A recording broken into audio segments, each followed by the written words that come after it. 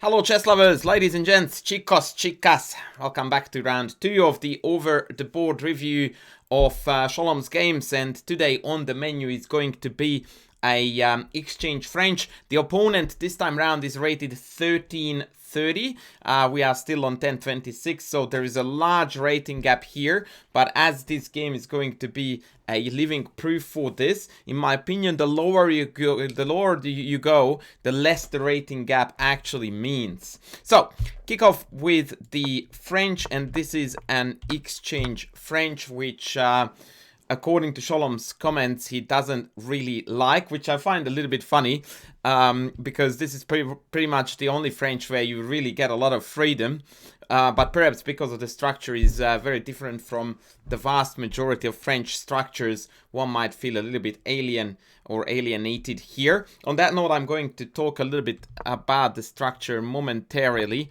Knight f6, bishop d3, this is all fine and dandy, and knight c6 came, which is a minor inaccuracy. So let's talk about the structure a little bit, because this is going to determine a lot of things that's gonna happen in this structure. So first and foremost, symmetrical pawn structure, so the position by nature is very equalish. In general, because of the d4, d5 pawns, let's give them a better color, you tend to avoid putting knights in front of the c pawns in order to retain the ability to launch forward with c5 or c4 respectively. So hence knight c6 being a bit of a meh. Secondly, the e4, e5 squares are key. In an ideal world, black would love to jump into e4 and keep a knight there. And likewise, white also wants to jump to e5 and keep a knight there. And additionally, these pins may play a role, especially given that white committed very early to bishop d3. That's the reason, by the way, why you don't press the wrong button. Why in many exchange French setups, white actually puts the knight on e2 and plays bishop d3 first, but that's not really a biggie. So that's roughly in a nutshell, I think.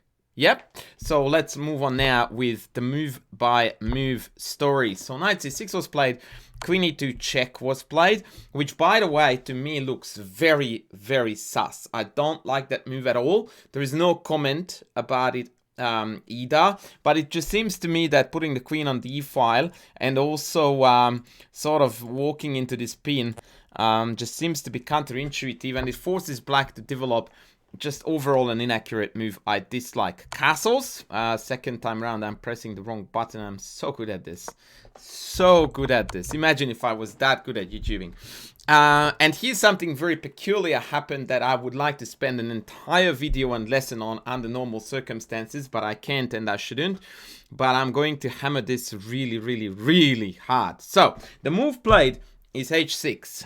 The comment that follows it is this: I don't often play an unprovoked pawn rook to 3. Let's go with h3, h6. But with both bishops pointing at my king side and the queen pinning a piece until I castle out of it, and the knight also attacking g5, I thought it prudent. Remember round 1 when I told you not to tell stories, but tell lines instead. Not lies, lines. Welcome back to Do Not Tell Stories. I mean, again, this is a masterfully crafted argument to prove something that you absolutely 100% know that is wrong. And this is a very common chess player behavior, that we want to play a move that we know that we shouldn't, but we want to justify it, so we fabricate like all kinds of reasons to prove it to ourselves and to the outside world that despite the fact that everyone knows that it's not meant to be played, and it's probably bad, I had to do it. Like, I just had to. And so we come up with this mumbo jumbo, and quite frankly, none of it made sense if I wanted to be very crude in the context of the position, and I'm going to explain to you why exactly. So let's take it apart one by one. Both bishops pointing at my king side. That does not mean a single thing at all. Like, literally nothing. Because A, you are not castled. 2, even if you were to castle, your king side position hasn't been compromised. It's perfectly safe. 3, there are no imminent attacks. 4, why are we even talking about this? So, no. Queen pinning piece. once again, totally irrelevant because we should be castling. And both knight and bishop attacking g5. I don't understand what that is. Aren't your knights and bishops attacking g4 and yet there is no h3? Like, how did white get away with playing not playing h3? By the way, we should exploit that, but more on that in a bit. So yeah, like, I don't understand. So instead of this, what I would do and say here is that, right, so prove castles wrong, because that's the move that every chess instinct tells you to play. And instead of trying to prove something that you feel wrong to be right, try to prove what is right to be wrong. Because if you can't, then the right remains right, which is castles. So which one is it? Am I worried about knight g5? Hello? Knight takes d4, hangs, h6 kicks out the knight. Nothing. Bishop g5. What does that do? What am I worried about? What does bishop g5 represent as a threat? Or why does it appear as a threat? First of all, I can kick it. Second of all, there is this bishop to be picked on d3, courtesy of the early queen e2. So, absolute no. You had zero reason to play h6, and once again, you deemed it prudent. No, it's just outright bad, actually. You should not have played here h6 whatsoever, and as a general concept, once again, I would try to persuade you to try to talk yourself out of ideas that you know that are meant to be bad rather than proving them right by making up random reasons. Totally waste of move. And a waste of a great opportunity too, because we had here, other than castles, knight b4 was already quite good actually, because we are going to get a bishop, or this bishop is going to be completely derailed on these two diagonals where they do absolute sweet bugger all, or at least it will take a fair few moves to reroute it to optimal destination. And then of course, maybe there is even bishop d7 here, but I would certainly go c6. And yeah, like I said, castles was just the no-brainer move here. Okay, h6 was played. Bzz. Bishop f4. Once again, I've quite liked the fact that there is no mention of the fact that our bishops and knights are also pointing to g4, and yet white did not need to play h3. Castles, c4, question mark. This struck me as a bad move. Good. Why? I mean, probably you had a reason, but I would have loved to know why it struck you as a bad move. It is a bad move, by the way, for multiple reasons.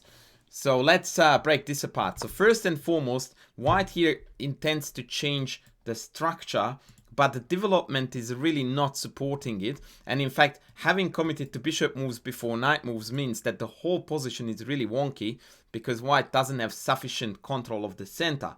What that means is that as soon as this comes, this is now battle time, right? Like, there are captures, there are lots of aggressive moves to be done. So you must calculate here, obviously on the back of a list of candidate moves. My list of candidate moves here would be bishop g4, dc4, knight b4.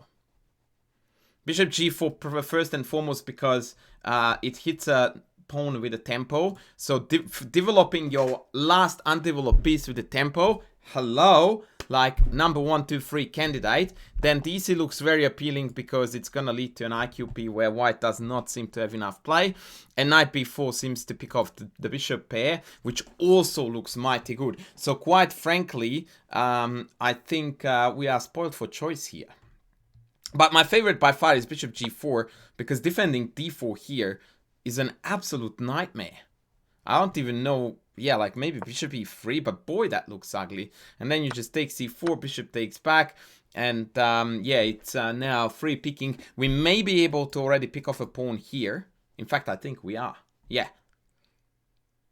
Yep, and also you can start with knight d4, bishop d4, and then bishop f3. The point being that after queen takes, they can't take here because c4 is hanging. And so we are just netting a pawn, potentially even two, by the way. Easy peasy, game over. So yeah, this looks very, very bad. We played knight b4, which is fine. Knight c3. We took the bishop, which is correct. They took back, and we played c6 here. Now, structurally speaking, it is a good move. But what I do not understand is that why don't we take c4? This is something that I mentioned in many of my videos earlier, that on lower level, I find it absolutely mind-boggling that a lot of players seem to be beyond logical or beyond reasonable. They just seem to be rejecting the idea of changing the pawn structure. Like, they look upon it as a fixed feature of the position, even when there is tension. Like, hello, isn't that an isolated pawn that now I can play c6, bishops e6 and completely blockade, clog up and just have a marvelous position? And you will be like, yeah, but c6 is the same. No, it's not. Not at all. Now I can just avoid the trade. And although this pawn push is also suboptimal, but it's far better for white than having the IQP. So, yeah, I don't know why we didn't take this. This was a golden opportunity to pull ahead. Now, luckily, with move order change, we are actually going to have the same position in the game, but this would have been definitely the right way to go. So we played c6. Now we took on c4, which is correct. And after bishop takes, here comes another very interesting psychological decision, where we played bishop e6, and the comment says, I actually was counting on white not sacking the exchange here. Oh, I misread that. I thought we were counting on sacking it. Would have been a great move for him, but I was nervous. This is the key part. But I was nervous about white putting a knight on e5 pointing at f7. Remember I said last video about fear dominating your decision making? Almost always you're going to make a bad decision when that's the case. We are afraid of knight e5. Like, hello? How is that putting pressure? Let's just play a complete random pass. How is this reason for nerves when now I can actually play bishop e6 without allowing the capture on e6? And yeah, like, it just doesn't make any sense. Like, knight e5 is a sensible move, but in fact it just helps us to accomplish the optimal piece layout. So yeah, nope. That's not a go. The problem is indeed the fact that we want to desperately play bishop e6, but we can't, at least at the moment, because rook takes e6 is very annoying. Bishop g4 is a very interesting way, by the way, to accomplish what we want, because it almost forces white's hand to come into e5, which in turn allows us to drop back to e6, thus accomplishing again a perfect blockade on d5, which then allows us to complete development, start trading pieces. The whole shebang is now shaping out to be perfect. And yes, anytime your opponent has an exchange sack that changes the momentum, that allows them to grab the initiative for a cost of one pawn, because it's an exchange and one pawn that they picked up, and now they are flooding your position and all of their pieces are ridiculously active and we have myriads of weak squares, why would you enter that, right? So we are going from a structurally clearly superior position where white really is lacking plans, really big time, to a wild tactical skirmish where we have got the structural deficiencies, lots of weak light squares, and white has all the momentum and the attack, and we need to play extremely precise defensive moves.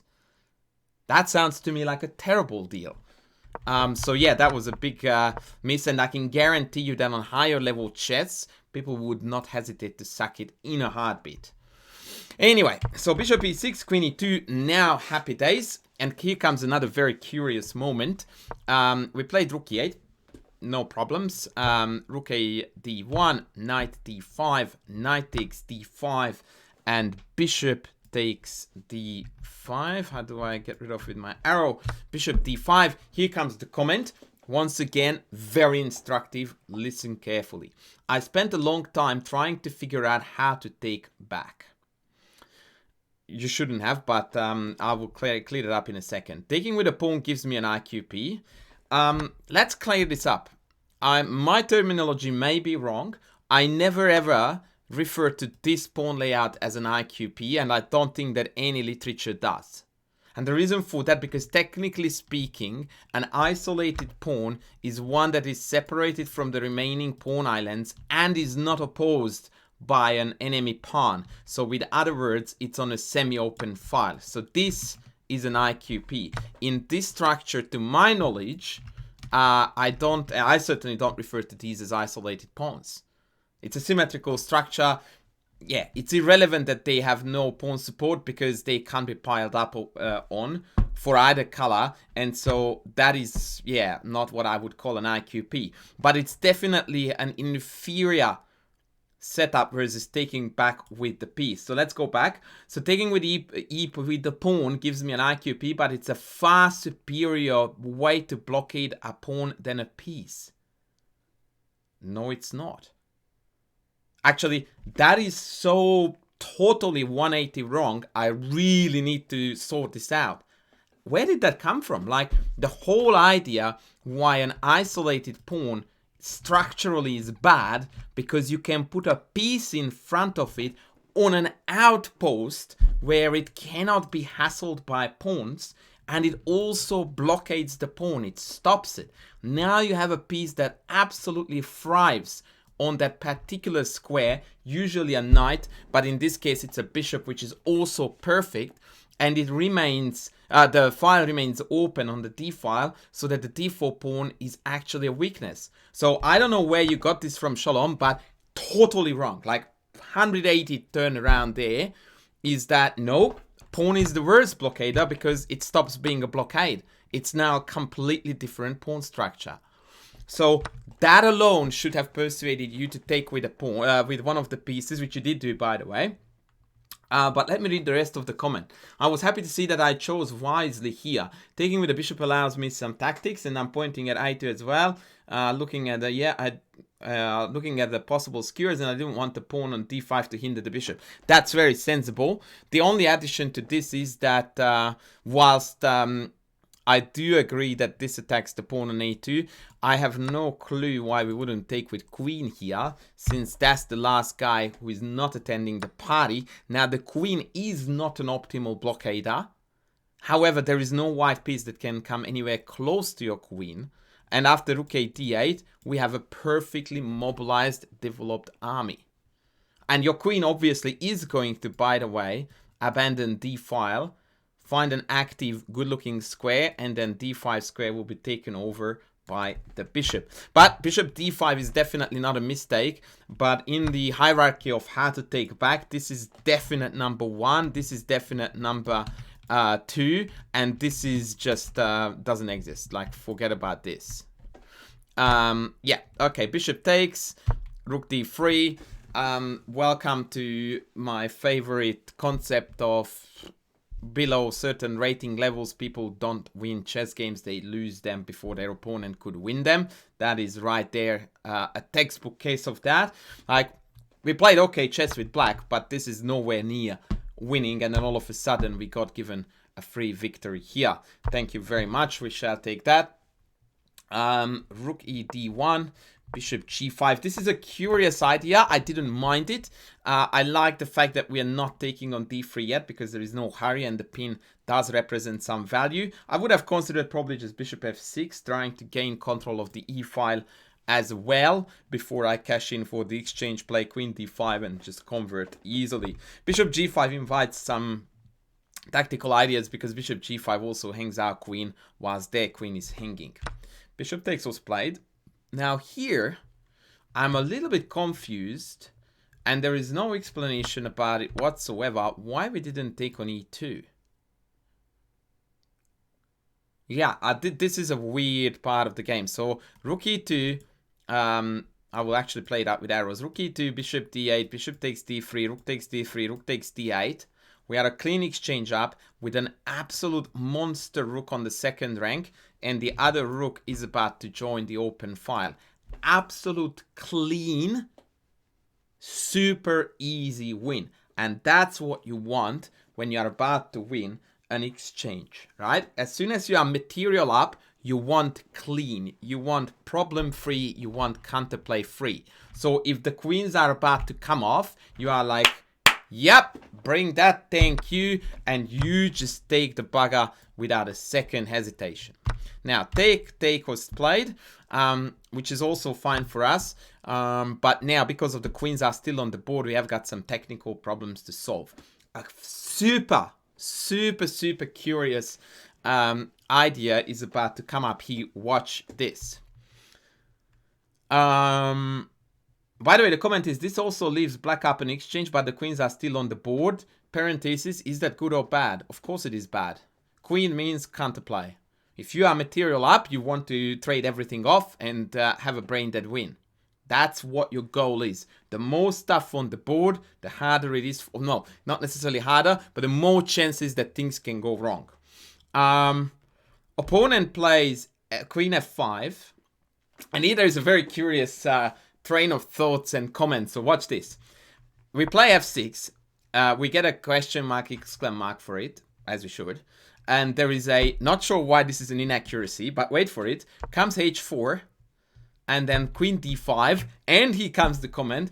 I'm happy to trade queens. Simplify, even at the cost of losing that G pawn. That makes me very confused about the previous comment when we didn't know whether queens are good or bad. Clearly, we do know that they need to come off. So as I'm looking at it, I'm like, so hang on, why are we not putting the 2 and 2 together here? I mean, Queen D5 is absolutely screaming at us here to be played, right? Because it once again offers the queen trade, and he just said he doesn't mind losing a pawn for the sake of getting the queens off. And yet we don't understand why F6 is inaccurate. That's very, very funny. Not funny, but very interesting to me to see.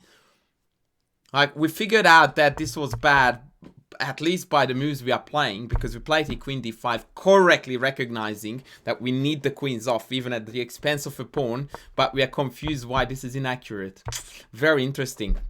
Queen D5, of course, and this is a far superior way to get the queens off, by the way, rather than involving or inserting those two. And after Knight G5, Rook E2, this is again a completely brain dead win, because the Rook on the second is an absolute beast. And either I'm going to lose the pawns, or if I insist on defending them, Rook C8, now threatening Rook takes B2, threatening Rook C2. Oh man, like this is, yeah, resignable on the spot. Yeah, so F6 was a bit meh, but Queen D5 was the right way to play Queen G6. Now, that wouldn't have been a move if we hadn't played F6. Queen F7, Queen F5, the opponent is trying to dodge. Rook D8. I was a little bit unsure about this, because I do like Rook D8 a lot, but why don't I take this first? Right? It was very, very strange to me, and after Knight takes Rook D8, and if Knight G6, then Rook D5 comes on time, and the Queen does not have the time for this dirty, and yeah, Black is just completely winning here. So I don't know why we allowed the G5 pawn to be captured. Not a biggie, but it's certainly not the best way to play the game. Now Queen G4 would have kept the queens on the board with some hope of play. They went back to H3. That was pretty bad, because now G5 is free. And here White blundered the game away. Once again, we didn't quite have a chance to win it because they lost it before that. Did he really just give me a knight? Yep, that's what they do. More often than not, you will find. And I think that the mop-up in the end was relatively problem-free. Rook E7, there. Okay. Yep, very good. Let's trade the rocks. Yep. Queen back to E... Whoa, wait a second. Queen back to E8. Why? Like, why would we do this? I don't want to be splitting hairs, especially in a position where we are a full rook up. But this to me seems so counterintuitive. I mean, this is one check, right? So, for example, if I take here, they have a check. I go here. And now the only check on H3 is met by Queen H4, forcing the queens off.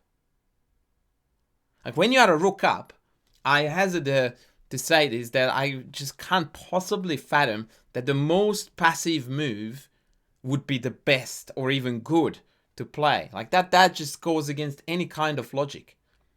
But anyway, it's safe enough, as much as I despise saying that word in such context.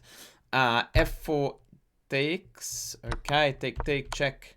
And now it's looking like we are getting the queens off even by winning it.